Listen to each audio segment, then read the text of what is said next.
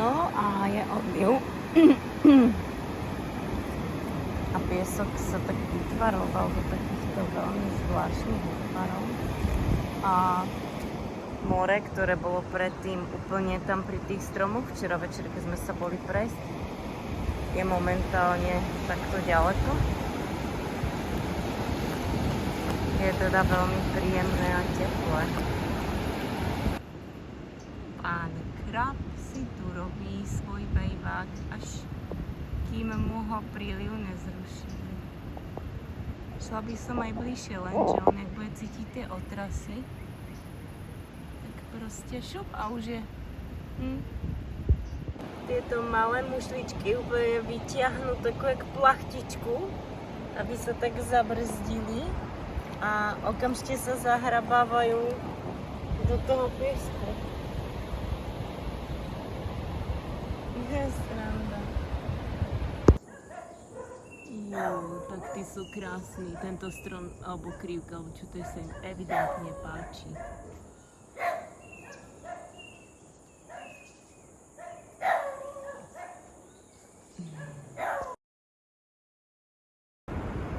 Sme pri takej riečke, čo sa vlieva do mora a robí takéto úplne uchvatné vzory v piesku.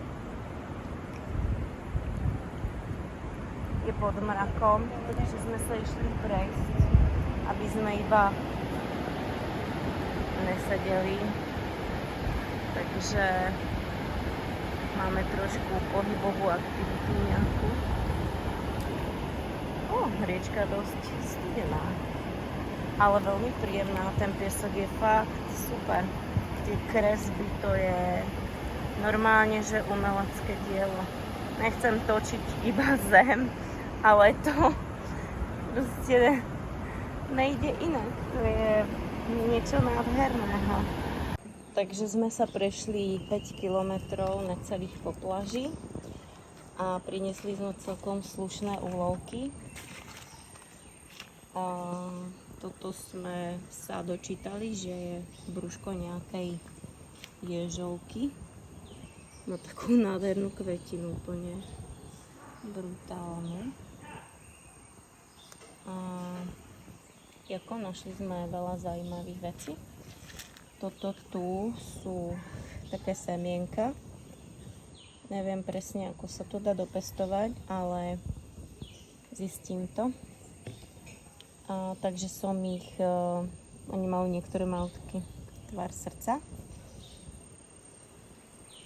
a sú veľmi pekné. Ja som minulý rok dostala od Olgy také, takže som ich nazbierala, aby som ich darovala svojim drahým kolegyňam, ktoré mám moc rada.